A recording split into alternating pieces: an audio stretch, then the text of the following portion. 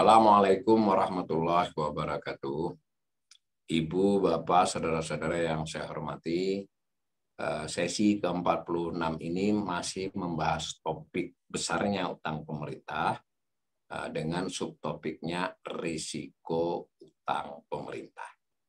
Nah, kita sudah mempelajari tentang perkembangan jumlah utang, bagaimana proses perkembangan pembayarannya, penarikan utang baru, pembayaran bunga, lalu jenis-jenis utang. Di antara jenis utang itu kita sudah telisik lebih jauh yang disebut dengan surat berharga negara, dan seterusnya.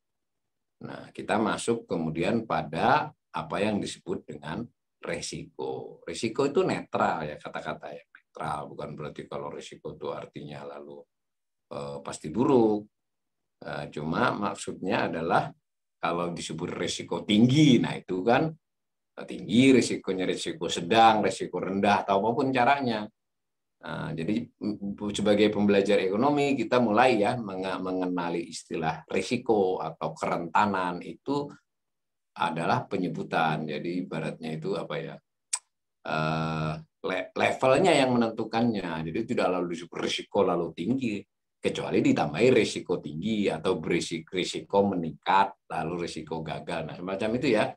Nah, menurut kajian-kajian itu fiskal berarti lebih luas dari utang ya. Fiskal itu adalah pendapatan, belanja, kemudian pembiayaan. Pembiayaan itu di dalamnya ada soal investasi ataupun soal utang piutang.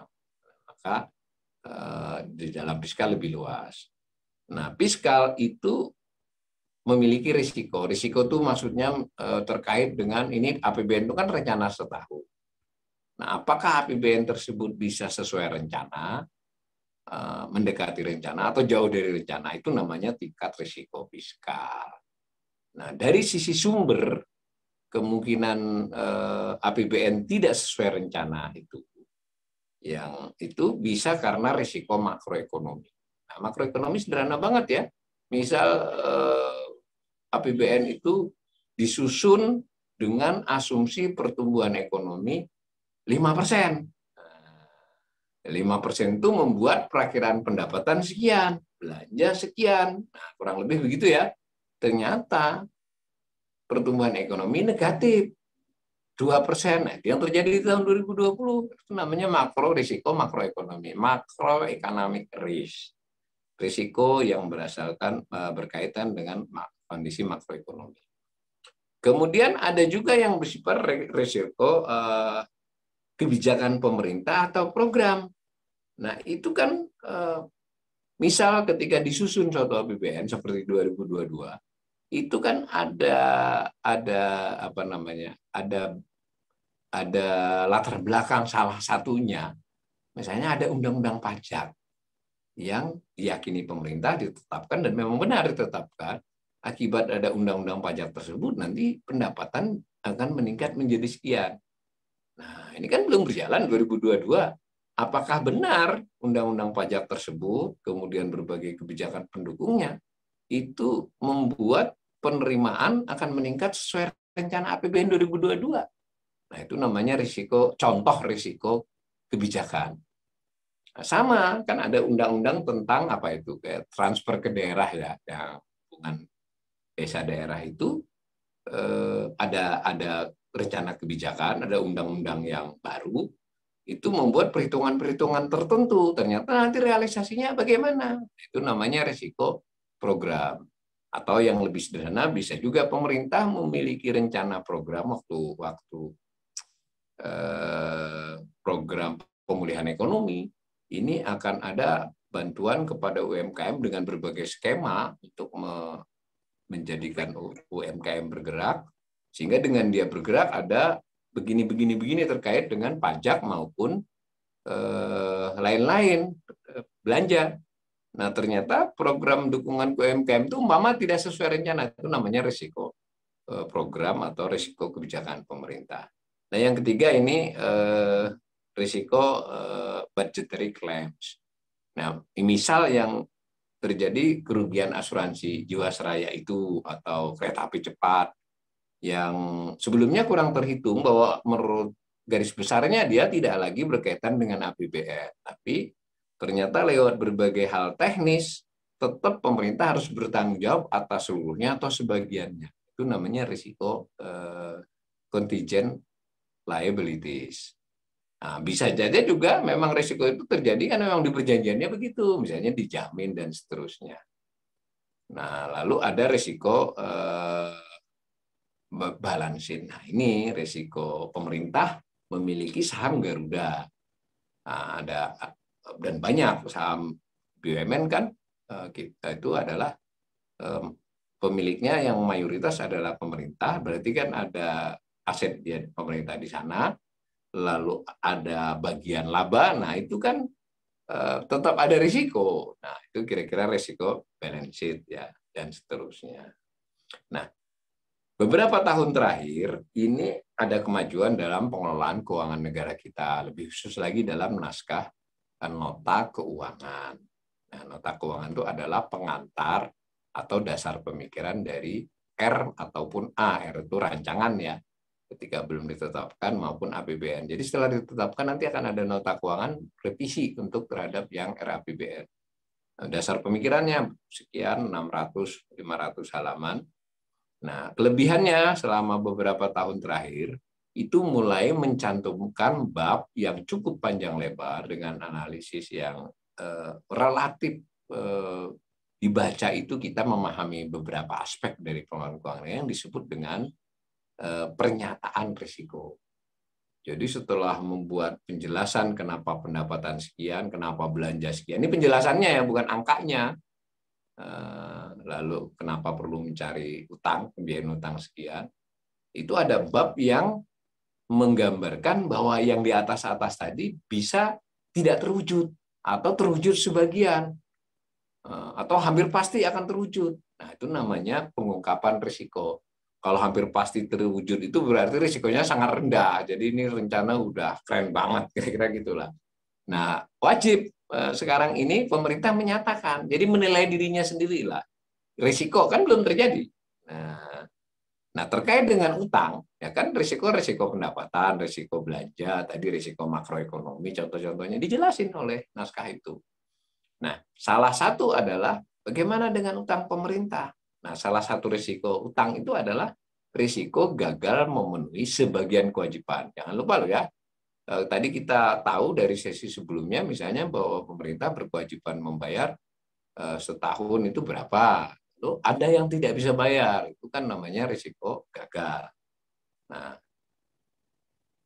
berdasarkan pengalaman banyak negara di puluhan tahun, itu organisasi-organisasi internasional memberikan rekomendasi atas kajian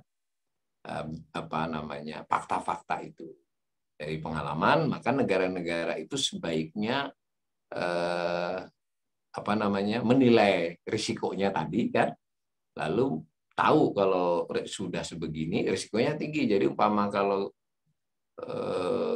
tekanan darah kita sekian, gula darah kita sekian, itu risikonya tinggi. Tapi kalau yang aman, tekanan darah sekian, gula darah sekian, kolesterol sekian, tingkatnya itu loh maksudnya, tingkat risiko itu.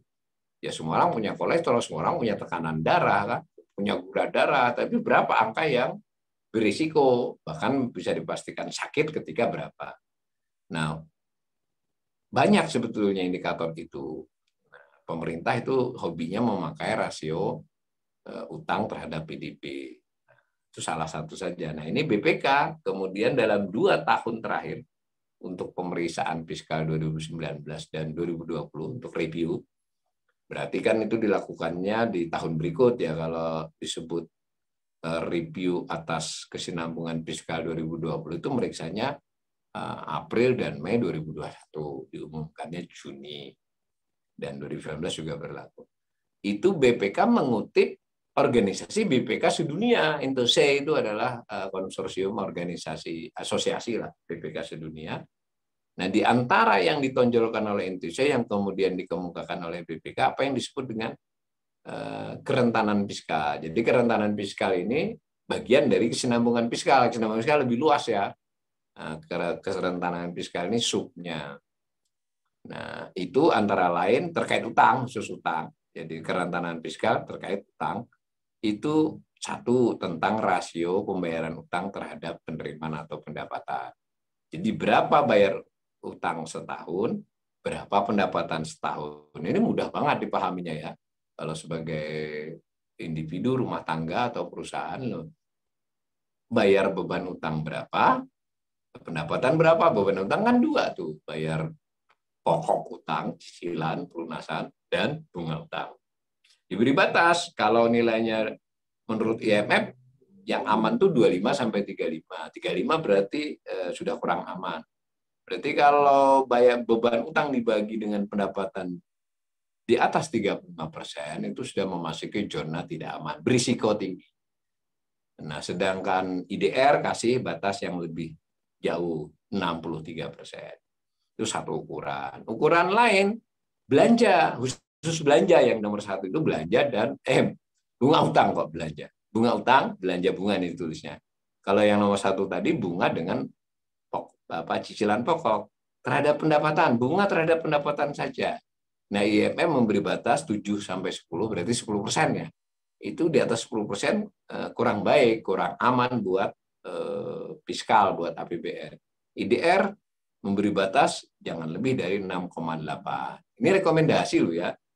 Nah, rekomendasi itu artinya mengingatkan tekanan darah sekian, ini sekian, itu udah mulai harus hati-hati. Nah, lalu yang ketiga, rasio utang, utang keseluruhan, berarti sisa utang, outstanding, posisi utang terhadap penerimaan atau pendapatan. Jadi kalau kita pendapatannya sebulan 10 juta, berarti setahun 120 juta, utang kita berapa?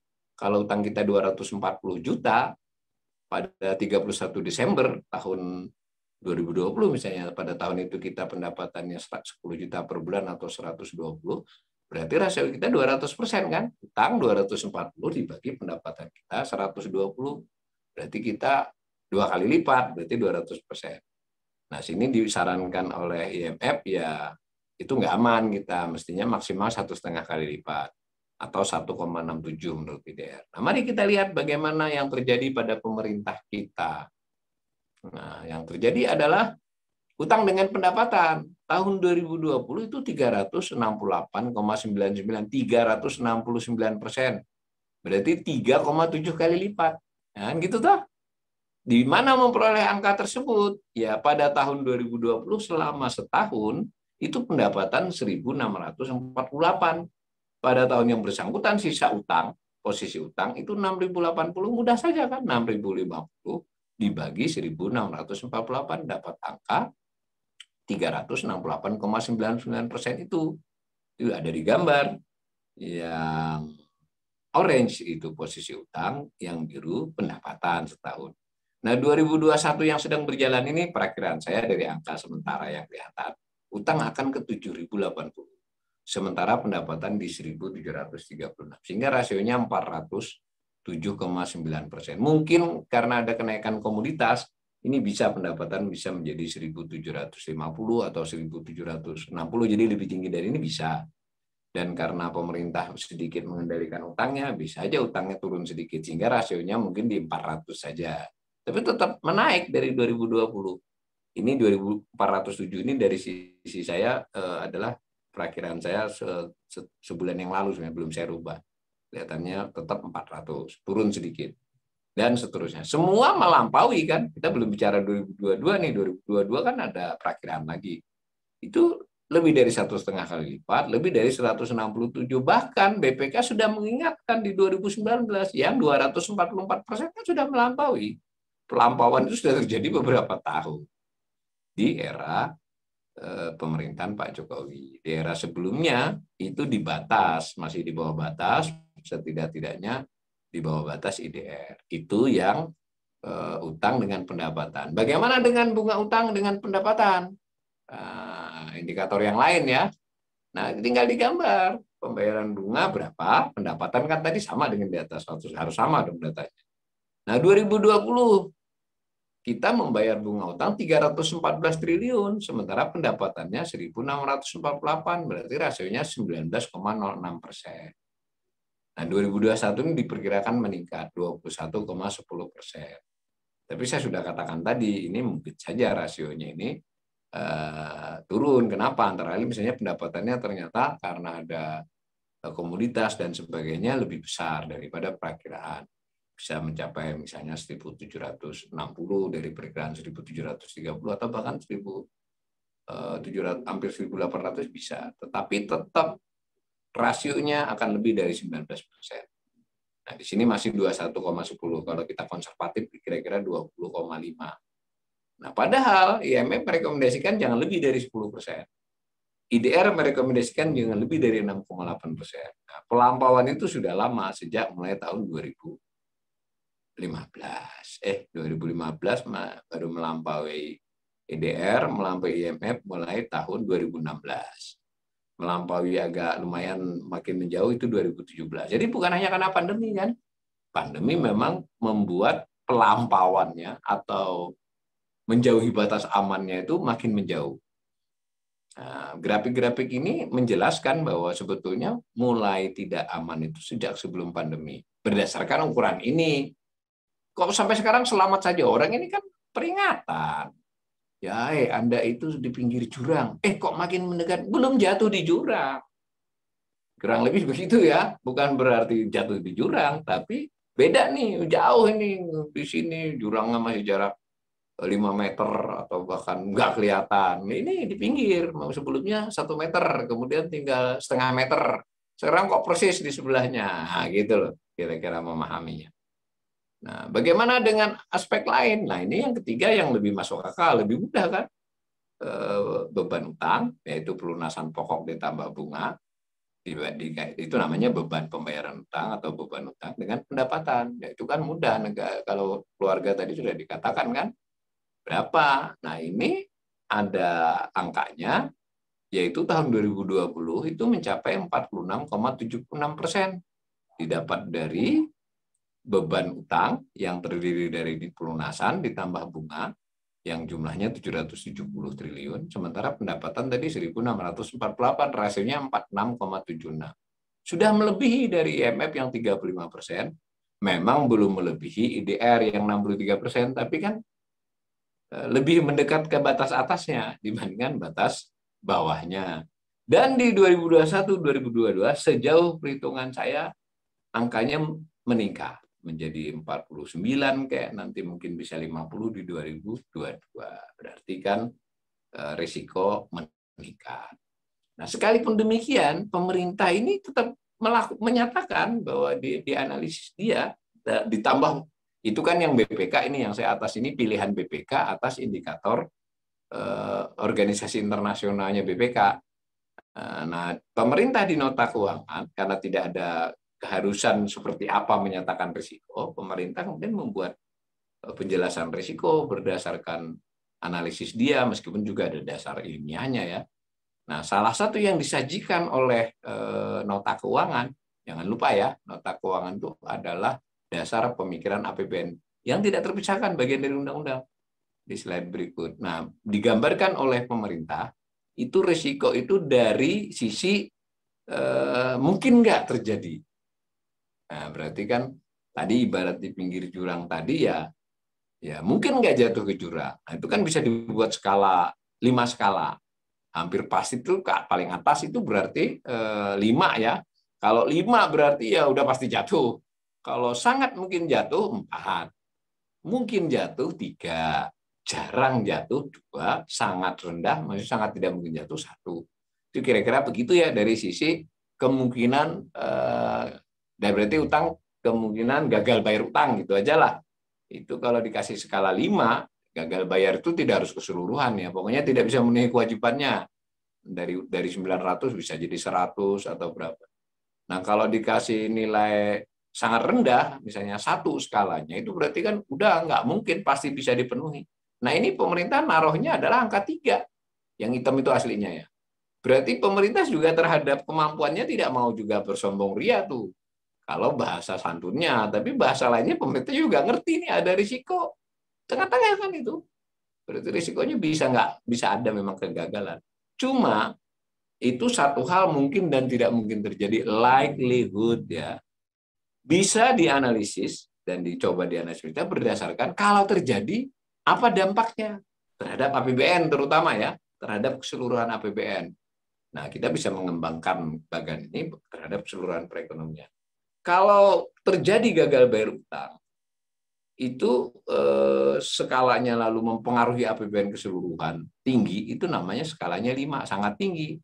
4 itu tinggi dari kanan ya, lalu sedang, lalu kecil, lalu sangat kecil. Nah, ini menarik. Pemerintah menganggap bukan sangat, menganggap nilainya 3 mungkin terjadi pemerintah gagal bayar utang. Tetapi kalaupun itu terjadi, skalanya dampaknya terhadap APBN kecil. Kenapa demikian? Nah, pemerintah sudah menyiapkan persiapan-persiapan yang bahwa kalau ada dana cadangan dan sebagainya macam-macam lah. Tetapi pemerintah berjanji untuk menurunkan titik hitam itu ke titik putih.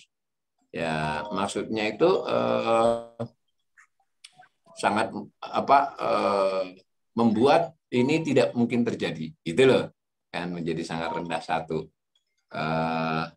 Gitu ya. Itu cara pemerintah menjelaskan di dokumennya. Nah, tinggal menurut saya likelihood dikasih 3 itu cukup realistis, artinya mereka mengakui. Tetapi ketika memberi skala 1 kepada kepada impact-nya itu ya tidak realistis, mestinya juga 3. Tapi itu menurut saya. Nah, maka kalau saya sederhanakan dengan kalimat-kalimat seperti di slide berikut, itu pemerintah ini tetap saya akui tadi mengakui mungkin terjadi. Nah, tetapi itu nampaknya didasari pada soal kekhawatiran pemerintah untuk kesulitan memperoleh utang baru. Bukan tidak dapat ya. Jadi kalau ditargetin 1.500 dapat, yang punya cuma 1.300 atau terpaksa BI menyerap lebih banyak, itu namanya kesulitan ya. Nah, dan seterusnya. Saya menganggap dengan skala tadi mestinya sangat mungkin terjadi, ini 2022 ya khusus ya, sehingga 4. Nah, dampaknya menurut saya juga 4, bukan 1 dampaknya. Kenapa? Karena saya di kajian-kajian sebelumnya kan kuliah kita memperlihatkan hubungannya dengan dunia perbankan, dengan bank umum.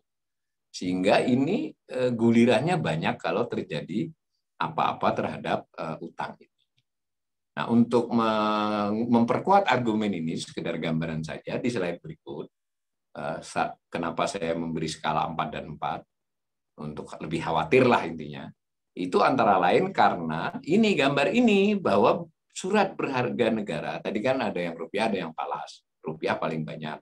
Di antara rupiah itu saat ini per akhir November 2021, itu 48,56%-nya dimiliki oleh bank dan Bank Indonesia.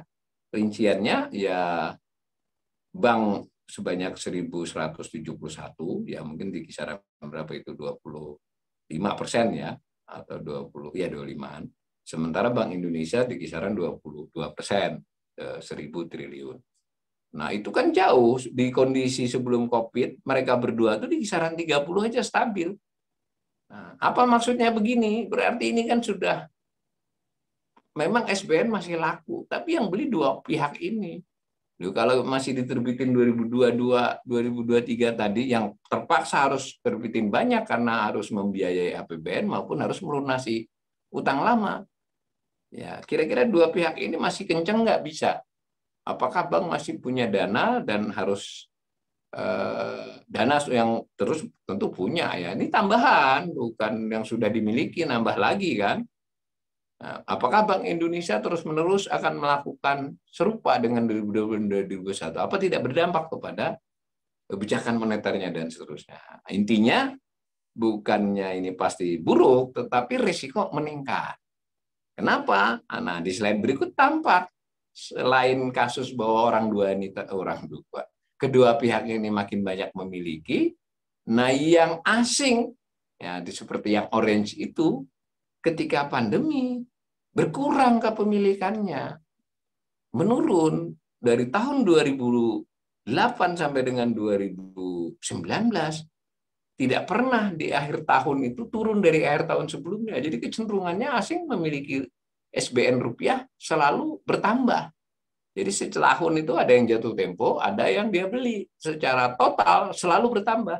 Khusus 2020 dan sampai November 2021 itu turun, meskipun sedikit tapi turun.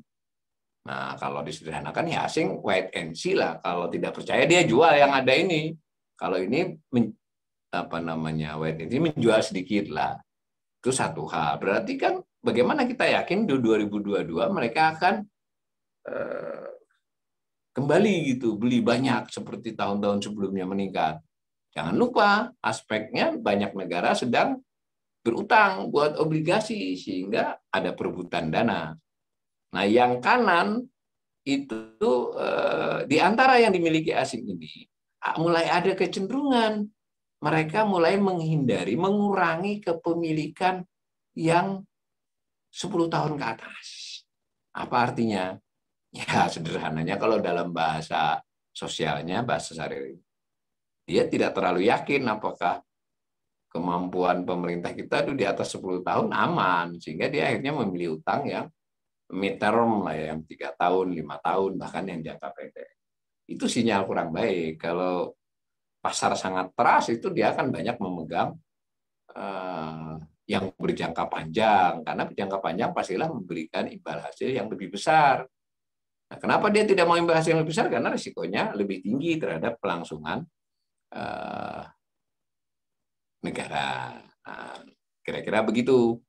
Nah, maka di slide terakhir itu saya hanya membuat kalimat berupa kalimat dari yang saya jelaskan di atas tadi. Saya ulangi bahwa dari yang terjadi menurut BPK dan saya highlight, itu penambahan utang pemerintah, penambahan biaya bunga, itu melewati pertumbuhan PDB, karena juga melewati pertumbuhan penerimaan negara. Akibatnya rasio-rasio terkait memburuk dan masih berlangsung pada tahun 2021 dan kemungkinan di 2022. Tentu belum terjadi ya. Nah, berarti ketiga indikator yang kerentanan kita bahas di atas tadi, itu sudah jelas memburuk 2021. Ini udah Desember kok kelihatan kan, sudah meskipun belum final. Nah, 2022 ada kemungkinannya lebih pada memburuk. Nah, sementara tambahan analisis kita yang terakhir tadi, risiko pembiayaan kembali atau mencari sumber utang baru itu meningkat karena pihak asing wait and see. Bank Indonesia ini sudah banyak banget punya, masih bisa sih dia beli, tapi kan tentu tidak seabsorsif, sekuat pada tahun 2020. Nah, perbankan ini kan ya nggak mungkin masa seluruh dana perbankan untuk beli SPR, tugas dia intermediasi perbankan. Sehingga kalau dia menambah porsi untuk kredit, maka dia mungkin tetap beli SPN, tapi tambahannya tidak sebesar sebelumnya ketika situasi lesu. Nah, entitas keuangan lain, asuransi, dana pensiun, reksadana, ya reksadana fund management itu, fund manager, itu terbatas, apalagi individu, dan seterusnya. Ya, ini namanya melihat resiko utang pemerintah. Tetapi tidak berarti yang namanya risiko itu, saya ingin berkali-kali mengingatkan, penyebutan kata risiko, rentan, kesinambungan, itu pada dasarnya adalah istilah-istilah yang netral. Tinggal bijinya, nilainya. Nah, yang harus dianalisis, tetapi menganalisisnya harus dengan tidak suka-suka gitu loh. Ada indikator-indikator yang diterima secara umum di level internasional. Makin banyak kita memakai lalu kita gabungkan, itu makin mendekati penilaian risiko yang sebenarnya. Jadi nggak cukup dengan tekanan darah, nggak cukup dengan kadar oksigen, tidak cukup dengan kolesterol. Nah, itu makin komplit, makin baik. Ini yang kita sedikit suka mengkritik pemerintah yang terlalu sering mengungkapkan rasio utang terhadap PDB saja. Itu cuma salah satu dan bahkan menurut yang dipakai BPK ini malah tidak begitu penting. Kalah penting. Ya, mudah-mudahan penjelasan ini membuat kita semua bersama-sama makin memahami keadaan kondisi keuangan negara ini, sehingga pada bidang kita masing-masing, pada berbagai kesempatan kita ikut urun rembuk, ikut syukur-syukur di antara kita ada yang termasuk bisa ikut mempengaruhi pengambilan kebijakan untuk pengelolaan keuangan negara yang lebih baik di masa mendatang. Assalamualaikum warahmatullahi wabarakatuh.